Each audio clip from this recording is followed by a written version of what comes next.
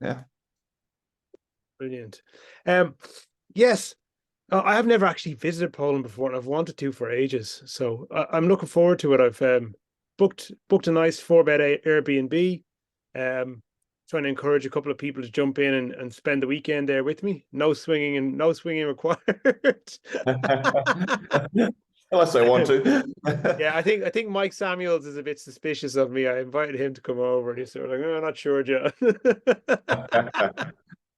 know Well, Mike at all? and actually no, because literally it's the next, it's 2 buildings away where you're staying in Water Lane, and I've stayed there before. It's a very very nice complex and Awesome. close. Cool. So Yeah, I've yeah, been meaning to pick up my ticket actually. The last thing is the flight, and I've got to grab that this week. yeah, you got plenty of time, but a lot of people who have never had Poland on their radar, even Bond Halbert, Bond's like, I've got to visit Poland because of your pictures that I used to post when I lived here. And then, when him and Carlton, all those guys came over, and in the attendees, it just blew them away between the food, the booze, the price. Everything is really cost effective. All the beautiful women there too. The beautiful women help, and just everything. And I obviously, based on the location, I can put a lot more into the event for the attendees with the 8 hours VIP party, open bar, open food, you name it. So it's I have you probably can't see that there, but yeah, Is that a Polish flag? Oh, brilliant. Polish flag. Yeah, it's one of my favorite countries. So yeah, I'm actually stoked that you're coming. I was having lunch in the Polish mountains last week with Joachim Hansen, who's one of the speakers, and but the previous event he was an attendee. Yeah. Actually 3 of the previous attendees are speaking at this event. Oh, awesome. Really great. I have to look up Joachim, because I don't think I've actually had a conversation with him, but maybe we're connected on Facebook. Yeah, well, I mean, he obviously said, because he knows about your networking and stuff like that, and it's like, he might be a good one to be an affiliate. And I said, well, he's already come to the event and you've got an affiliate link. But, it was interesting because there's a lot of people that say they're interested in going to the event, mine or yours, anybody's, right? And they're sitting on the fence getting splinters in their ass. Sure, you're going to learn a lot at the event, right? Yes. But to me, it's more the networking and the relationships. And, obviously, based on us having this call, I started to look back at my own career, right? I got into copywriting pretty much late 2001, right? And sure, I charged 10K for my first project, but that's not really what got me where I am today, and to be able to live the international lifestyle that I've been leading since April 2006. I put it down to making one critical decision in early 2004. That was to attend an event in Australia, in Sydney, called the World Internet Summit. Okay. Now, all that was double Dutch to me and foreign, because I really wasn't online at all, right? And it was all about online stuff, Google front pages, pay-per-click, and I go, what's this? I was like a freaking deer. You were a banker before you were in this business, weren't you? Yeah, I was a banker for 20 years. Okay. And, I went to the event. Obviously, I learned a lot, and I got to meet a lot of very cool people with the networking, people in the room, other speakers. And from that event, me being an attendee, a couple of things happened. One of the promoters of the event invited me to speak at 2 of his smaller events that were happening in a few months' time. One was in Brisbane, one was in Melbourne. David Kavanagh? The YouTube lad. David Kavanagh, he's the internet marketing guy, Australia, but he lives in Thailand. Anyway, he was one of the speakers in 2004. Then him and I were asked to speak at this Brett McFall's ad camp in a few months later, I spoke at the one in Melbourne, along with a fella called Ed Dale, which most people will know. Yeah. And, from there, Ed told Gary Halbert about me, right? I decided to go online from that pivotal 2004 event, and Halbert's my 36th subscriber. Wow. Like, That's there's awesome. no sex, Gary AOL, and then him and I started, conversation and relationships. I then got invited to do Frank Kern and Ed Dale's first ever Underachievers event as their guest. What a great name. Yeah. That's our whole industry, man. It's all the weirdos who couldn't fit in school. Couldn't settle down and get proper jobs. Exactly. I mean, instead of making, that was like, screw making 20,000 a month on one product, get 10 products and do it that way. And the method was really good, but it's the importance of me being at that event in 2004, which has just led to every other connection that's helped me, right? Yeah. Later that year, I speak at a big event in Australia, my biggest ever event. There was about 350 people in the room. And the other speakers from the US, Matt Fury, Yannick Silva, Jim Edwards, and Bill Glazer.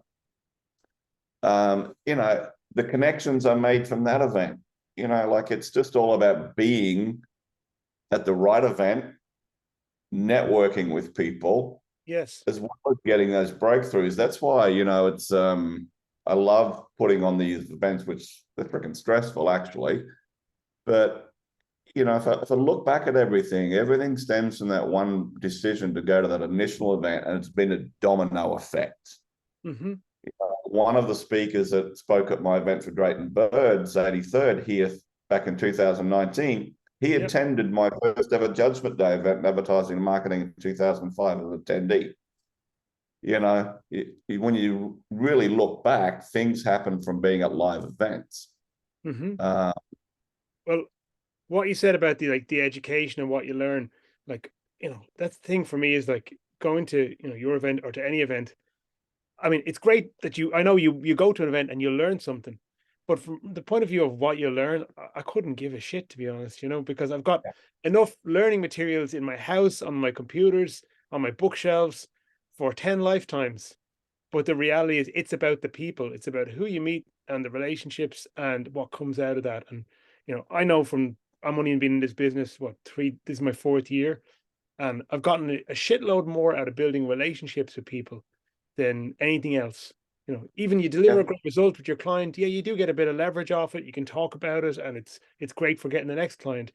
But the best relationships, it's not even about the results. It's about, here's somebody that I trust to do good work and to be reliable and not let you down. And that trust transfers from one person to another very, very quickly. Yeah, spot on. And that's, I think, even from my perspective, what's attracted me to what you're doing, because I've always, my success comes down to relationships, right? I did an impromptu talk in Mind Valley. Shit, when did I go to Malaysia? 2018. And Brian Casangina was the senior copywriter there at the time. And I grew up in Malaysia as a child, so I go back to revisit it, first time since 1977. And so I went to Kuala Lumpur to see Brian, and he's like, "Oh, do you want to do an impromptu event tomorrow?" And I was like, "Well, okay, not really, but I will." So I just did an impromptu, 1-hour presentation or something. And there was one of the staff in the room. She just, when it came to Q&A, she goes, what's your biggest reason for your success? And instantly it was relationships. Right? All those relationships. And then it's not just my relationships I've built, it's then being, and you do the same, I'm sure, being able to introduce other people to your connections. Yeah. And that Underachievers event, will go back to 2004. The promoter that Frank and Ed used, that was a guy called John Gian, very successful. Yes, heard of him. This guy, hugely successful. And so from my event in 2019, actually, I started to do some work for Joachim, right, and mentored him a little bit as well. And we're on a call one day, and it's like, oh, I'm looking for a couple of big clients. And I was like, well, give me an idea. And I just went, oh, bang, this person. Mm-hmm. Right. One was John Gian, right? Just made the introduction. You two should talk. They did business for quite some time. And the other was a guy called Greg Poulos from Profits Run, which is a smaller version of an Agora. Yes. But if you look at that, I met Greg Poulos. He was attending events that I was speaking at in the US in 2005, right? Along with a very young baby-faced Ryan Dice, fresh out of college. Wow. Okay. Right. They went to events that I was speaking at in Ann Arbor of Stephen Pierce's 2005. So it's amazing when I'm going to talk to John. I'm making notes, trying to work out who I've been connected to. But it's a domino this way going that way and coming back this way, but they all meet.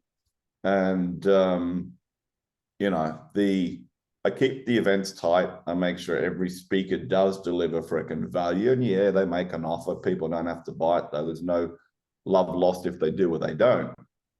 But, it's definitely the relationships in the room. And, I can think of 3 copywriters at my last event that I got copy work for, right? One worked for one of my clients. 2 others worked for one of my clients that I was mentoring. And then I also introduced Joachim to that guy. Right? Now, the main copywriter I helped her secure a 6-figure copywriting deal plus royalties. That's awesome. Right. I mean, 2 attendees in the room. Now, the client she worked for was doing high 7 figures then, now doing, substantial 8 figures. But again, it's like being in the room and go, well, I think he's got what you've got, so you two should talk. And I did that to a couple that were there, and they were like, why do you think I should talk to so-and-so? And I said, well, based on what you're doing, I think he's the right guy to talk to. And all of a sudden they agreed on a 25K deal. So there's a thing out of that I'd like to know, because it's interesting, and I've seen this a lot of times. A lot of people who don't understand this in our business think if they've got something, they've got to guard their little nest of eggs all to themselves. And that if they even think about letting other people look at their eggs, they'll all get snatched. But I think you and I know the opposite is true. Like, I'm just give an example. I got hit up from a former client of mine the other day. Hey, I need somebody to help me with YouTube ads. Could you do it? Now, I could do it, but I'm not writing YouTube ads that often for anybody. But I have a friend who writes YouTube ads every day of the week. So I said to him, look, you could get me to do it, but I know it won't be as good as this friend of mine over here who's doing them 7 days a week for another client and getting good results. Why don't you go talk to him instead? Great. Can you make an intro, John? Absolutely. Make the intro. They're working together now. I get a thank you from both of them. And I didn't get that gig, but I also know that me trying to grab that gig, I wouldn't have delivered as good performance as my friend would. And even if I didn't get that money from that gig today, I know the goodwill I've created with both those 2 people is going to come back to me double in future, because that's just the way relationships work. Yeah, and you get it. But I mean, you even referred someone to me the other day when I said I sent you a message that said, hey, I'm doing a fractional CMO role for a multiple 7-figure client. I need someone that's good at email deliverability. And is this you? And you're like, no, I refer, Alex. And, and I'd already been chatting to Alex somehow after I think I sent him a birthday video when he's talking about the event, looking to go into the event, and then the connection through you. And, he may get work out of this, and that's come as a direct result of you. Yes. Right. And I do that all the time, and it's not, you've got to let go of your ego. Yes. Right. So many people are like, I'm not an email delivery freaking specialist. And even if I was, I'm the CMO. I'm telling people what to do. I'm not freaking doing it. Yes. And that's the beauty of understanding the power of relationships. And I think it's Stephen Covey, he sort of came up with this, is like the EBAD, the emotional bank account deposit that you build with people during that. Could be initially a virtual connection, but then a face-to-face connection can go a long way. And, you know, when I look back at even how Drayton Bird and I met, it wasn't through me trying to connect with him or him trying to connect with me. It was a UK copywriter that I was mentoring while living in Vancouver, Canada, who paid to go to one of Drayton's events. Mm-hmm. And Drayton had seen a YouTube video that I'd done and spoke very highly about me at the event. And at that time, when he told me this copywriter, I was like, I don't really know who he is.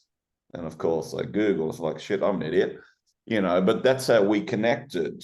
You know, then he invites me to speak at his last Hurrah event as the only other copywriter, right?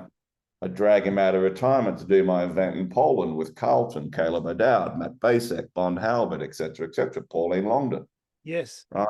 It all comes down and back to events. Yeah. You know, Paris is a classic. Yeah, I mean, it's, you know, I did a post about getting Paris to speak as Paris Lampropolis as rare as rocking horse shit, because it is. Right. Now, we met at Copy Chief Live in 2019, right? But it was really last year when we both joined a program of Kevin Nations.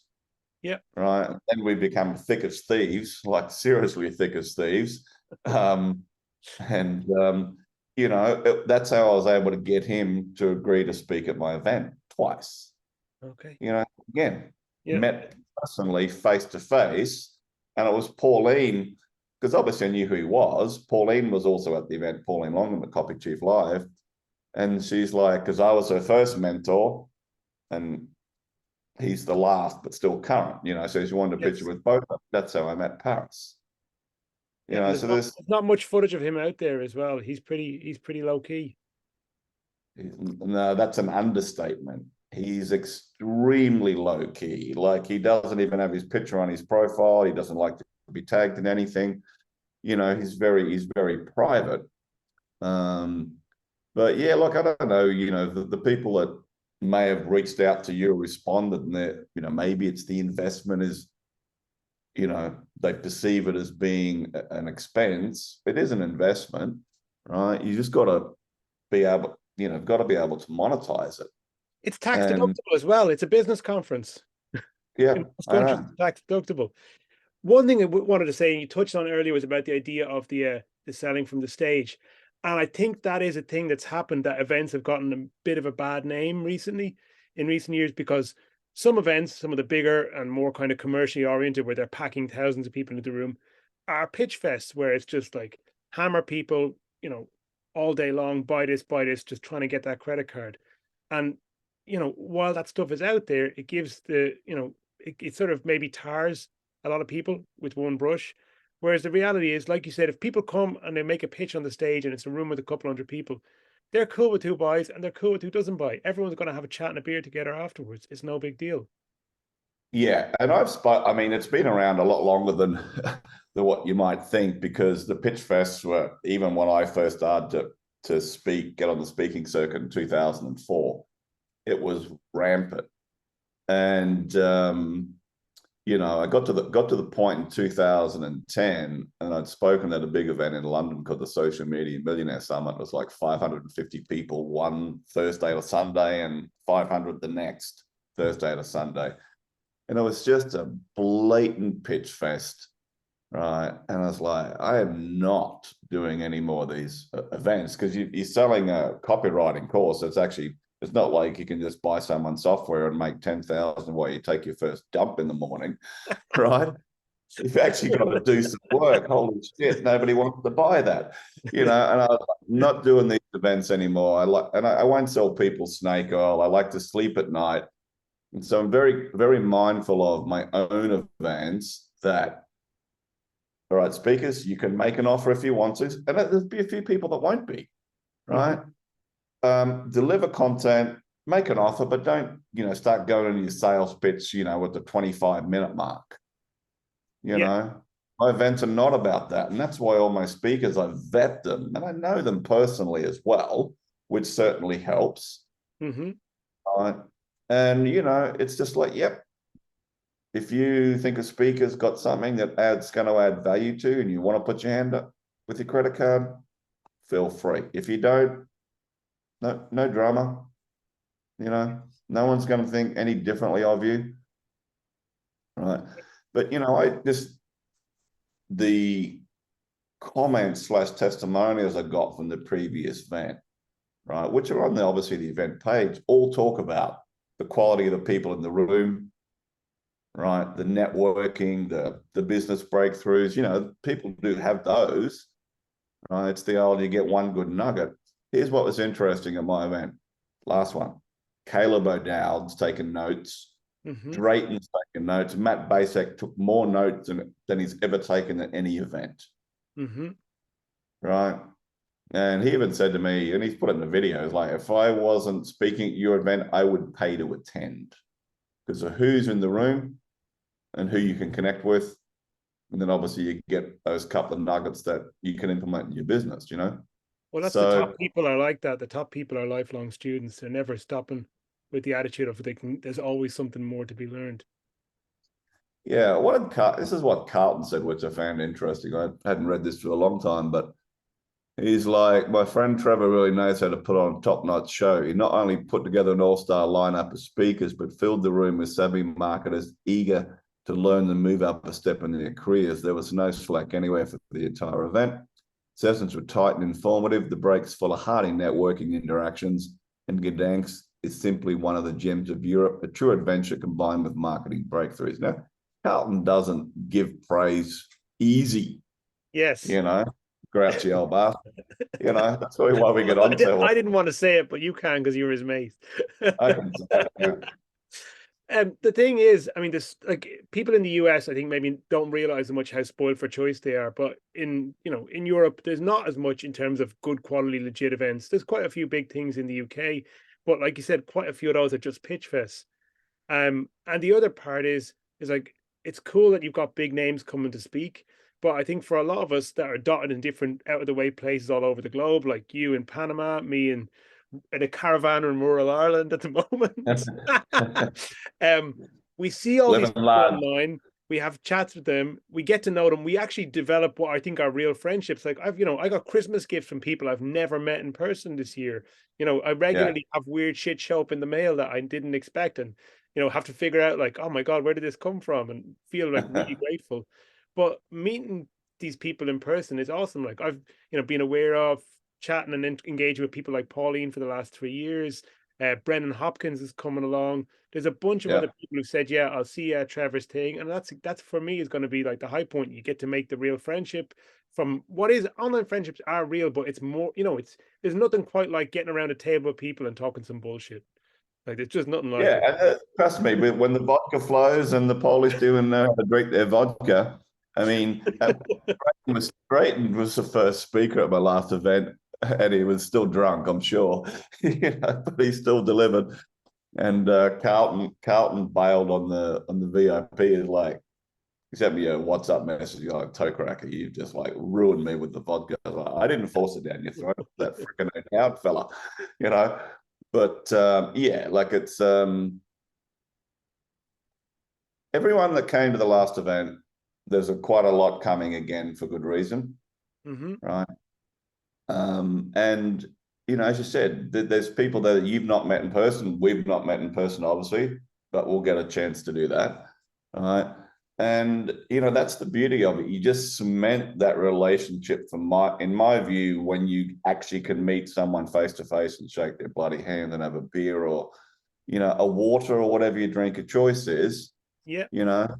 Share some banter. 100%, 100%, man. Yeah, I mean, like, actually, I mean, I've wanted to go to lots of different things. I'd even thought about going to the US, and then COVID obviously happened for a couple of marketing events. But like, the way things are now, I just want to go for stuff that's in sort of in Europe. And your stuff coming up, yeah, it made perfect sense. But it was something actually you touched on earlier, was about sort of people sitting the fence and, as you say, get splinters up their arse. And I know that's always a problem for people hosting events. And I was chatting to a friend of mine in the UK who was putting on an event with Dan Meredith, I think it's coming up in the next week or two. And same phenomenon. People are waiting to the last minute to buy their tickets. And I was joking with him. I was like, I'm the dad who sort of goes out shopping at 2:00 on Christmas Eve. So I sort of know like what they're experiencing. But it happens all the time. it's All the stressful. time. Yeah. And then Yeah. you're racing to grab it at the last minute. Yeah, I mean, it's generally a lot of your sales come in the last, last few weeks, maybe month. What's been interesting with this one is I had it literally like a third sold before COVID hit. Yes. And mostly all the VIPs, everyone's pretty much gone VIP. And then of course there's change the dates. There's some refunds. Some people signed up again and they refunded again because the dates clash. It's like, all the fees you've cost me, you motherfucker, right? But it is what it is, right? And I don't know the event that you're talking about.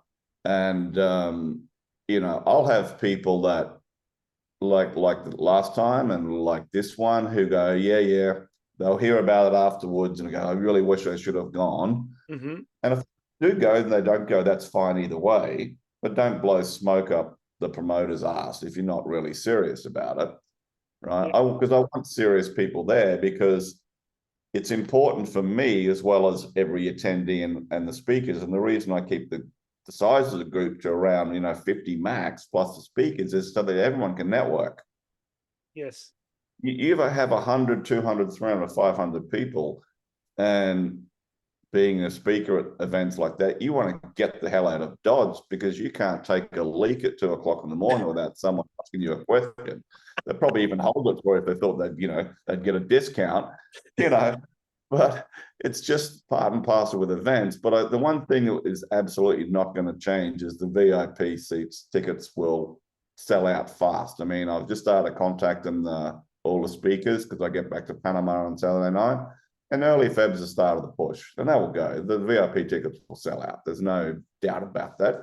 And there's a big difference for the people going VIP, especially with Paris giving a very special talk to the VIPs. And I know what it's about. It'll blow every person in that room away, even the guys doing 8 figures. Right? And for the record, there's at least 2 guys going to my event who are doing substantial 8 figures. There's several, like multiple, doing 7 figures. Yes.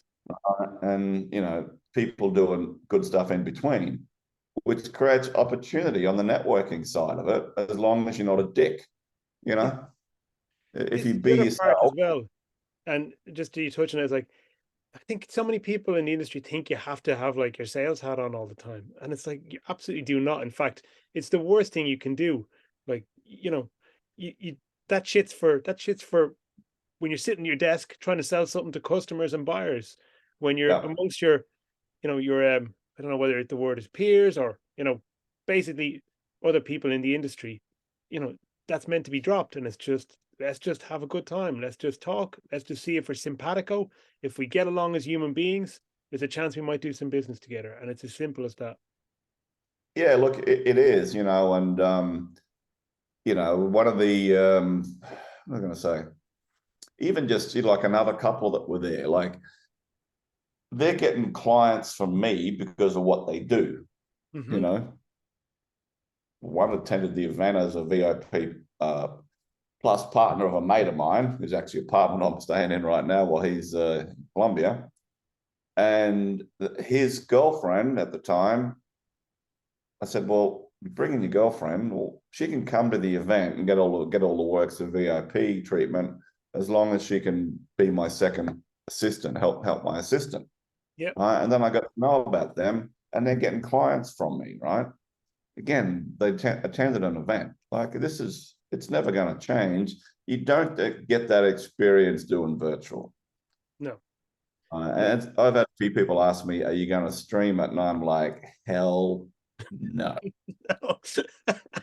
No. Not on your life. Don't want to get cancelled. Yeah, exactly. And here's something though, here's a quote of Schramker, James Schramker, obviously. Yeah, I like his podcast. He's a cool guy. Yeah, he gets that bald Australian guy on a bit too much, but must be a reason for it. This is a quote from Shramko, right? If you're not willing to get out there and meet people, then you're probably never going to get to 100K per month. Yeah. Right. Which is fair game, like it's I met Shramko for the first time face to face at Copy Chief Live, at Kevin Rogers Copy Chief Live in 2019. Kevin invited me as his guest, and again, it's like, well, obviously knew who Shramko was, but it's probably very likely that he invited me to be on his podcast because we met in person. Yes. Right. Say no more, Yeah. It's and your offer for people is just crazy, like they can come and go to the event, I mean, it's good, but do they really understand, I got it. The timing was a bit early, and I got to put it out there again. I'm going to put it in the next couple of weeks. But yeah, basically, I've gone and rented a luxury 4-bedroom apartment in a place just down the street from the venue, and I just thought, if I'm going to go there, I want to, hang out with some people, have some fun, and why not rent a big place? It's good value, and anyone, after you said to me, "Here's your affiliate link," I said, anyone who books a ticket with me, I'll put them up at the place I'm in, and they can have it for free, and I'd even get them picked up in a nice shiny new Mercedes from the airport if they want. No problem. Nice. Easy to do it. That's the sort of guy that you are, right? And even for like the people that have stuck by me who, have had paid me frickin' 3 years ago now, right? There's got to be something extra special for those people because they're loyal. Yeah. People, it just still gives me shivers just talking about it, actually, because there's a bunch of them that just have paid, and they're like, no, we know you're going to put the event on. When you put the event on, it's all cool, and see, basically, I have a no pelicans allowed on my event either. What are pelicans? Basically, motherfuckers, right? Okay. No, motherfuckers. Now, people ask me that a lot. What do you mean by pelicans? And when I used to live in Australia, be driving around and be some idiot like cut you off or drive like a lunatic. I go, hey, fucking pelican, right? So it's very derogatory. Yes. Okay. Very derogatory, and they always go around with their mouth open, pelicans just biting anything. So yeah, no pelicans allowed. Okay, no, I get it. Yeah, look, I think it's the whole conversation kind of comes back to this thing, which is just people underestimate how much goodwill can be generated from small gestures. It's amazing. I mean, I regularly have it happen to me where people will reach out and say, oh, you did something for me, or you helped me with this, or you just had a chat with me about such and such, a year ago or 2 years ago. And it really was very helpful to me at the time. And I'm grateful. I wanted to reach out and let you know. And I'm like, oh, did I? Thanks very much. That's awesome. I was given a talk. I was invited to give a talk for Troy Erickson's coaching group during the week by Dom, Nice. who I think is his CMO now. And when we started the call, Dom said, yeah, John, you were one of the first people I ever talked to when I got in this industry, when I got my first client, and you were really helpful to me. And you said a few things that I still think about and use to this day. And I was like, I actually can't remember that conversation. So could you tell me what it is that I told you in case it's something valuable? But like, there you go. Like, I got invited to speak in front of, a bunch of people during the week. I had a great time, and other people have reached out to me since to start conversations with me. And that was all through, a short, like, Facebook Messenger chat I had 2 years ago that I could barely even remember. Like, just the goodwill that comes out of small gestures is unbelievably powerful at times. And I find the same thing. People do nice things for me, and they'll come up again and again in my memory over the years. You just don't forget these things. It's for me, it's humbling. It's I was searching for something earlier, and then I saw a post that Ben Simkin had made. It was just, he had a problem with an 8-figure funnel in the US. Something wasn't quite working. He'd done a post about it, and I was like, Ben, let's just jump on a call. I don't even know what the frick I said, but it's obviously because he posted about the gems that I gave him, and that happens a lot. Even like, yeah, something you said really changed my life or something. I was like, I don't know what I told you. Right. Just like your own events, you record your own events, you don't remember what you say. Like seriously, I did my Judgment Day event in 2005, which is recorded, and I only listened to it for the first time in November last year. Why? Because I was doing my Judgment Day 2, my outrageous office training, and I was like, shit, maybe there's some nuggets in there that I forgot that I'd said. Mm-hmm. And there was, you know. So, but yeah, it's those little things that you might think it's small. I might think it's a small gesture, but the impact and the ripple effect it has on the people that we empower that knowledge to can be a game changer for them. Absolutely. So, Trevor, just for anybody who's watching this, just would you just remind us who's on the billing in May this year?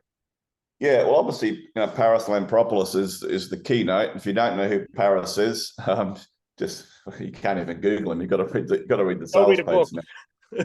Yeah, go read the book. Bond Halbert, all right. Awesome. Matt Basek for email marketing. Awesome. Yeah. Joachim is talking about, you know, agency stuff, you know, paid traffic, and he's extremely good at that. Joachim Hansen. Excellent. We got Ted Prodromadu for LinkedIn, Okay. the LinkedIn expert. David Walsh, Irish, Yes. good Irish lad, talking on man. YouTube, right? Myself, Pauline Longdon. Pauline's fantastic. She's lovely. Yeah, she'll light up, and also Barry Randall. Right. Brilliant. Now, you know, Barry came to my event in 2019 as an attendee after signing up through John Carlton, because he's in Carlton's mastermind. Then him and I had a conversation after my event about me mentoring him, right, which we sort of put on hold because he was about to run his first ever small event. And then we met at Copy Chief Live and decided to become business partners, you know, all from meeting at an event.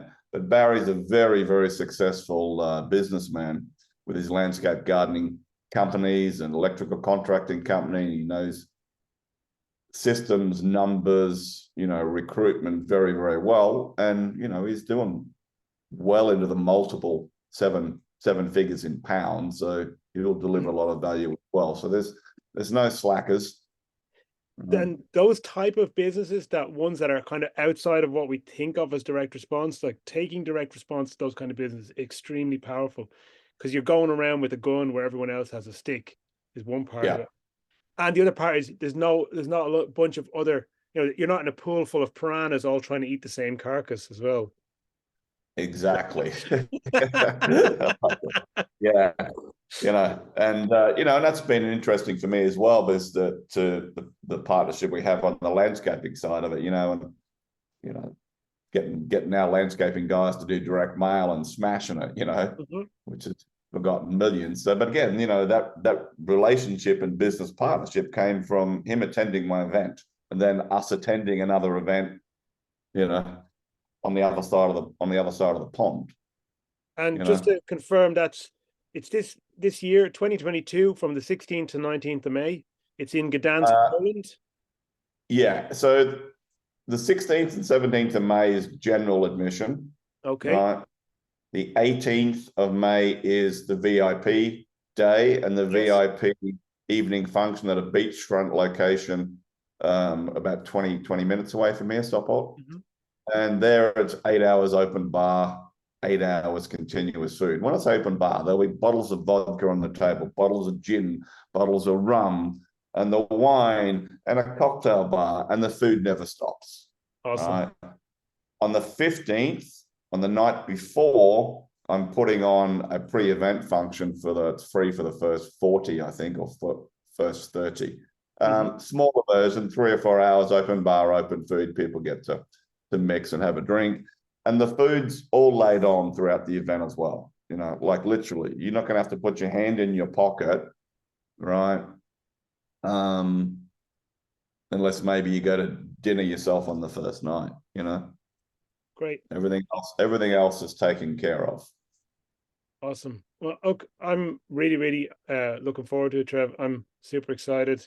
And I also know that it's going to be big for me personally in my business. I just know I'm going to walk away from that event with new business that I didn't have when I walked in. And I'm Oh going to yeah, have a bunch of new friends and cementing that I haven't met before and cement some of the existing friendships I've already made. yeah. I think this goes without saying, but you remind me of an interesting point that one of the guys that attended, he wouldn't have hired. This is the guy doing the 8 figures. He openly said to me, "I would not have hired any of those had I not met them in person." Yeah. And he's effectively hired 3 people out of the event, for him. Amazing. Okay. So that's what it's all about. The networking is good. You're going to pick up some nuggets as well, but the relationships you can build, who knows what value they have over the years, right? In terms of monetary outcomes and just the actual genuine connections you make with people. One of the speakers, Stephen Summers, he's Steve's going to be there, is he? Yeah. He lives 40 minutes down the road from me, but we've never met in person. Oh, you want to freaking change that? Yeah, but like Stephen attended my event, right? As an attendee, he's one of the guys speaking, and I think him and Robert did, I don't know, 13 million. Massively successful. He's doing great. But we met at an event of Justin Devonshire's in the beginning of 2019 in London. Oh, okay. Right. We were both doing a quick 20-minute presentation each, and I was like, "Fuck, dude, that dude's smart." And he pretty much thought the same about me. We connected, but we met at an event, small event, which led to him coming to my event as a VIP, and to now speaking at my event. If you can't see the pattern of what I'm consistently saying, yes. You've might as well go back to bed. You need to clean your ears out. Okay, back to bed. So Trevor, I can see the owner of this caravan here walking up the lane and kind of waving his stick at me. So before I have to run and scarper and turn off this recording, are there any things you'd like to tell people about how to get in touch with you or how to find out more? Well, obviously, yeah, I mean, you've got the link for the event, right? Yes. They can send me a private message, but if I know they've come through you, I'll make sure they're directed back to you at the same time. But yeah, easily just, you can find me through John's Facebook connection, Trevor Toecracker Crook on Facebook. And I'll answer any questions that you might have or any concerns. But, the savvy folks will be there and the not so savvy won't be. That's the reality of it. And that's not a derogatory element of the people not, but the ones who really get it and understand the caliber of the people in the room and the fact that you're going to get Paris twice, let alone Bond Halbert and Matt Basak and Pauline. It's a game changer, not just for copywriters, for business owners. And there's a good percentage of actual genuine business people that are already going. Yeah. Right. Do some big shit, like really big shit, mergers and acquisitions and like big stuff. So there's opportunity for everybody to do business with each other. Awesome. And I get a buzz out of that. So I look forward to meeting you in person, having the drink. Yeah, it'll be competition. I haven't had a drink in over a year, but I probably am going to give myself those couple of days. I'm going to sort of pretend it didn't happen. It'll be a lost weekend or a lost midweek. Sorry. Well, with you being there and Stephen Summers being there, there's going to be plenty of jokes about 33 and a turd. 33 and a turd. Because Taylor was getting bitch slapped about that at the last event from Bond Halbert and me and Carlton. And yeah, so there's going to be some good old banter for sure, some good old crack. Amazing. Thanks so much for doing this call, Trevor. Really appreciate it. Thanks for having me on. But yeah, any questions anyone's got, even if they ask you, send them through and I'll answer for you. Awesome. I'm going to post this up on Facebook tonight and I look forward to seeing you in May. Likewise, mate. See you, buddy. Cheers, Man. Thank you.